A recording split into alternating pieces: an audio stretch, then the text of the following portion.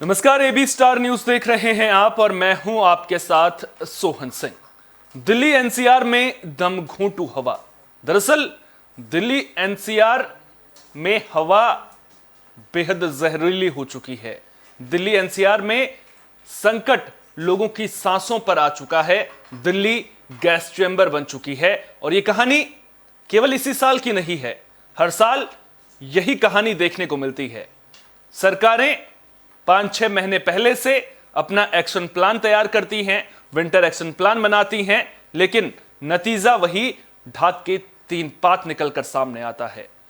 हर साल grab system लागू किया जाता है।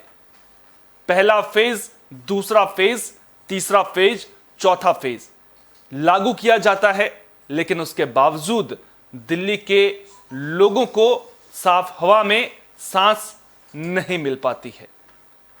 आंखों में जलन और जो लोग अस्थमा के मरीज हैं उन्हें सांस लेने में परेशानी, ये बातें अब आम हो चुकी हैं, हर साल की कहानी बन चुकी हैं। लेकिन बड़ा सवाल ये कि क्या प्रदूषण के मुद्दे पर दिल्ली में केवल सियासत देखने को मिलेगी?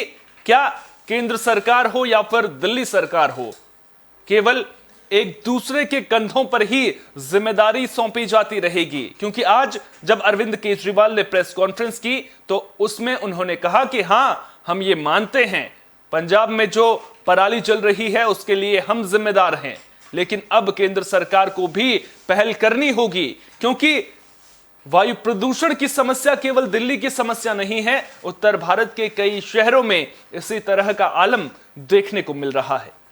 बड़ा सवाल है कि अगर इसी तरह की दिक्कतें सामने आ रही हैं तो फिर उस पर केंद्र सरकार क्या कर रही है और दिल्ली सरकार क्या कर रही है, और जिन राज्यों में इस तरह की परेशानियां हैं वहां की सरकारें क्या कर रही हैं, केंद्र सरकार क्या कर रही है। सबसे पहले हम आपको वो बता देते हैं। दरअसल जब दिल्ली में इस तरह की समस्या सबसे ज्यादा निकलकर सामने आई थी तो उसके बाद केंद्र सरकार ने दिल्ली जैसे शहरों में पीएनजी आधारित इंडस्ट्रीज पर जोर देने पर फोकस किया था, ताकि जो इंडस्ट्रीज की वजह से पॉल्यूशन हो रहा है उसमें कहीं ना कहीं कमी देखने को मिले।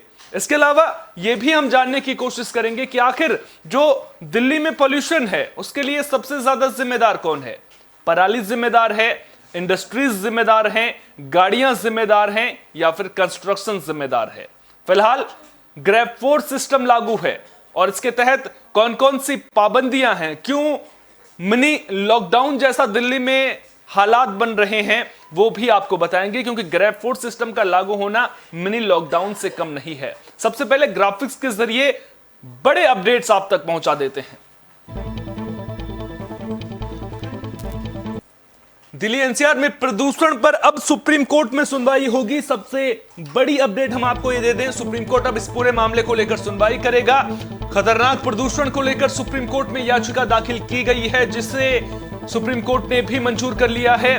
प्रदूषण घटाने के तरीकों पर याचिका में यह कहा गया है कि सुप्रीम कोर्ट निर्देश दे। तो ये सबसे बड़ी अपडेट आ चुकी है कि अब इस पूरे मामले को लेकर सुप्रीम कोर्ट में याचिका दाखिल की गई, जिसे सुप्रीम कोर्ट ने मंजूर भी कर लिया है। और अब सुनवाई कब होगी वो भी आपको बता देते हैं। 10 नवंबर को इस पूरे मामले को लेकर के सुनवाई शुरू हो जाएगी, यानी कि 10 नवंबर से दिल्ली में प्रदूषण को लेकर के, दिल्ली एनसीआर में प्रदूषण को लेकर के सुप्रीम कोर्ट में सुनवाई शुरू हो जाएगी। इसके अलावा आपको बता दें कि जो दिल्ली का AQI है वो गंभीर श्रेणी में है। आज सुबह 472 AQI दर्ज किया गया है। ग्रैब फोर्स सिस्टम दिल्ली में लागू है। कौन कौन सी पाबंदियां हैं वो भी आपको बताएंगे।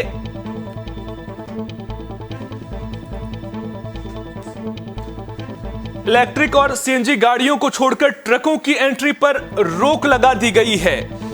Highway, flyover, power transmission, overbridge और पाइपलाइन के निर्माण बंद कर दिए गए हैं। कौन कौन सी पाबंदियां देखने को मिल रही हैं वो भी बता रहे हैं। जरूरी सामान के निर्माण करने के अलावा सभी उद्योग भी बंद कर दिए गए हैं। जरूरी सामान ढोने वाली गाड़ियों को पाबंदी से छूट दी गई है।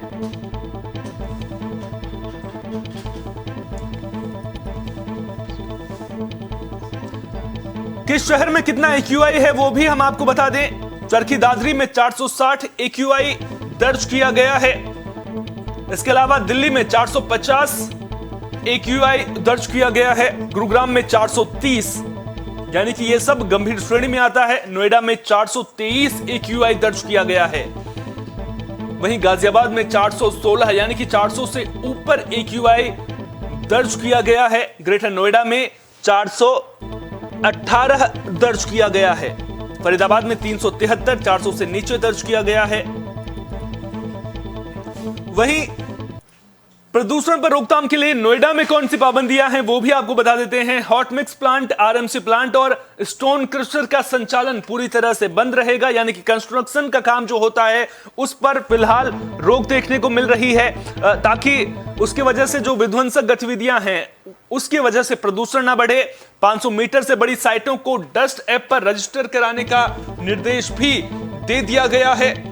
5000 वर्ग मीटर से बड़े निर्माण स्थलों पर एंटी स्मोक गन जरूरी रहेगी। ग्रैब फोर्स सिस्टम लागू है।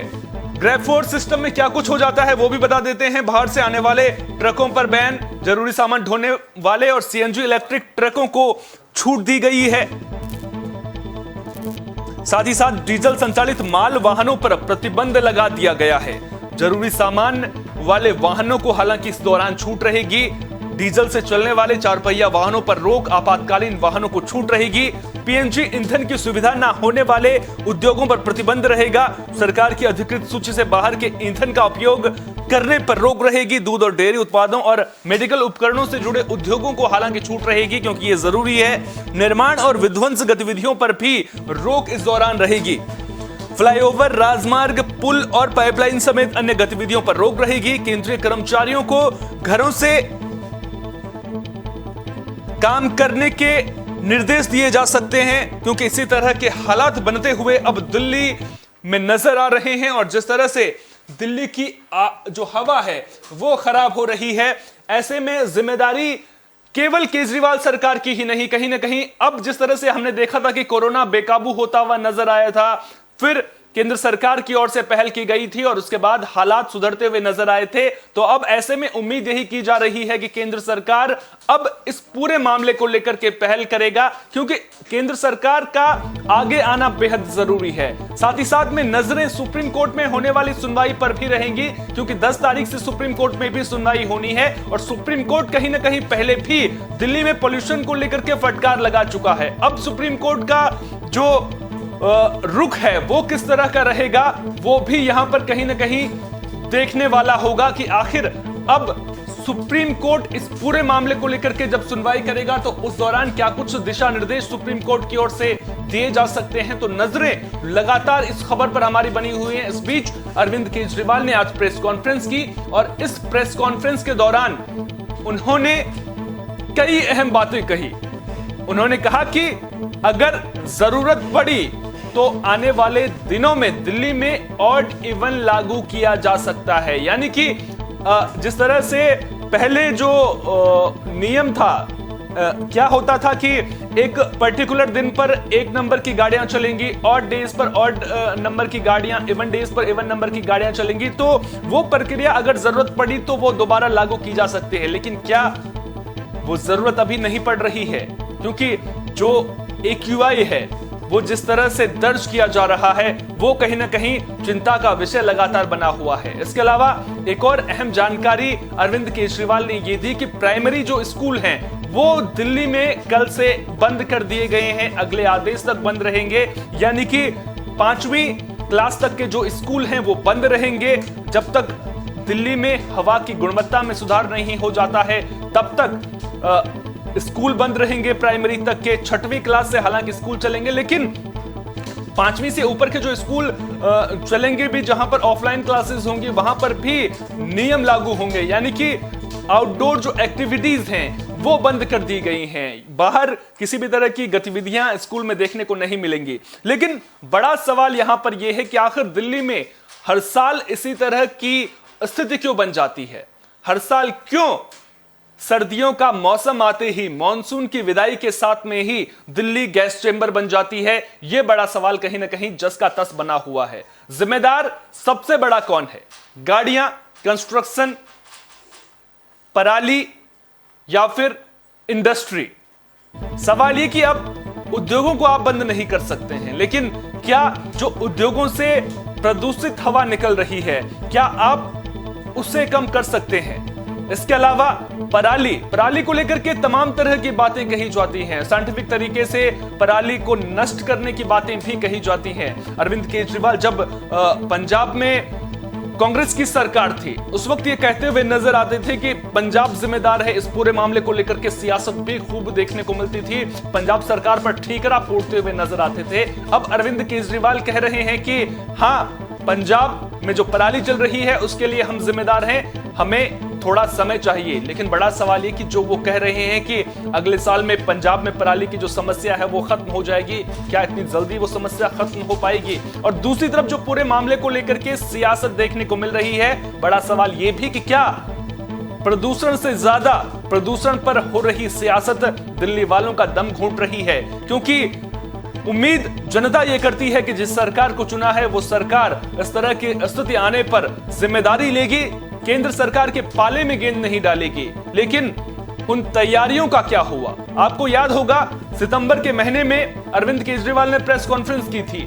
उस दौरान उन्होंने कहा था कि विंटर प्लान सरकार का पूरी तरह से तैयार है, अक्टूबर से ग्रैप 1 सिस्टम लागू कर दिया जाएगा और अब नवंबर में ग्रैप 4 सिस्टम लागू करना पड़ रहा है।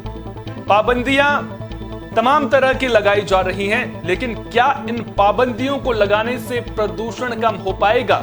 क्योंकि जिस तरह से हवा जहरीली नजर आ रही है, जिस तरह से दिल्ली वालों के लिए आसमान देखना दूभर हो गया है, और यह स्थिति केवल दिल्ली की ही नहीं है। दिल्ली एनसीआर में जो तमाम शहर आते हैं वहां पर इसी तरह के हालात देखने को मिल रहे हैं। तो अब ऐसे में लोगों के पास क्या विकल्प है? क्या लोग घरों से बाहर निकलना छोड़ दें? और दूसरी तरफ जो बच्चों की पढ़ाई प्रभावित हो रही है उसका क्या? कहीं ना कहीं इसका समाधान ढूंढना बेहद जरूरी है, और इसका समाधान कैसे हो सकता है उसके लिए कदम उठाने बेहद जरूरी हैं। ऐसा नहीं है कि सरकारों के द्वारा कदम नहीं उठाए गए हैं, हम सरकारों को पूरी तरह से दोष भी नहीं दे सकते हैं। वक्त पर जो दिल्ली सरकार है उसके द्वारा नए जो नियम है वो लाए जाते हैं, जैसे ऑड-इवन की पहल सरकार के द्वारा की गई थी, उसकी खूब तारीफ हुई थी। उसके अलावा जिस तरह से पराली की जो परेशानी है उससे किस तरह से निजात मिलनी है, उससे किस तरह से निजात मिल सकती है, उस पर भी कहीं ना कहीं फोकस करने की जरूरत अब आन पड़ी है। साथ ही साथ क्या जिन शहरों में इस तरह की दिक्कतें सामने आ रही हैं, क्योंकि हवा बाउंड्रीज नहीं देखती है। अब हम ये नहीं कह सकते हैं कि दिल्ली में हवा खराब है तो उसके लिए केवल केजरीवाल सरकार जिम्मेदार है। तो क्या जिन राज्यों में इस तरह की दिक्कतें सामने आ रही हैं वहां के मुख्यमंत्री आपस में एक बैठक के जरिए उन उपायों पर काम नहीं कर सकते हैं? क्या ये पहल नहीं की जा सकती है? इस पर भी कहीं ना कहीं सरकारों को सोचना होगा। और अब सुप्रीम कोर्ट तक जब मामला पहुंच रहा है और सुप्रीम कोर्ट भी इस मामले की गंभीरता को समझता है, इसीलिए इस याचिका पर सुनवाई के लिए हामी भरता है। तो अब क्या एक बार फिर से सुप्रीम कोर्ट की फटकार केंद्र और राज्य सरकार दोनों को पड़ने वाली है? क्योंकि जिस तरह के हालात अभी नजर आ रहे हैं, ऐसे में दिल्ली रहने लायक तो बिल्कुल भी नजर नहीं आ रही है। दिल्ली एनसीआर में जिस तरह से पॉल्यूशन नजर आ रहा है, ऐसे में लोगों की परेशानियां बढ़ती हुई नजर आ रही हैं। प्रदूषण के कारणों को लेकर के बात करें तो जो दिल्ली में सबसे ज्यादा प्रदूषण होता है उसके लिए जो गाड़ियां, डीजल से चलने वाली गाड़ियां होती हैं वो जिम्मेदार मानी जाती हैं। पिछले साल के कुछ आंकड़े में देख रहा था तो 50% से ज्यादा जो पोल्यूशन है वो गाड़ियों की वजह से हो रहा है।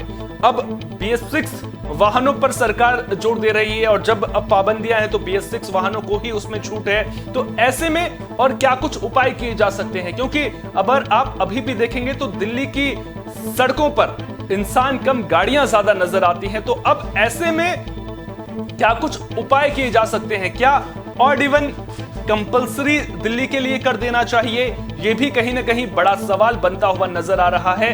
अब उम्मीदें सरकार से टिकी हुई हैं, उम्मीदें सरकार से लगी हुई हैं, और उम्मीद इस बात की कि जो दिल्ली की हवा सांस लेने लायक नहीं रही है उस हवा को स्वच्छ कैसे करना है।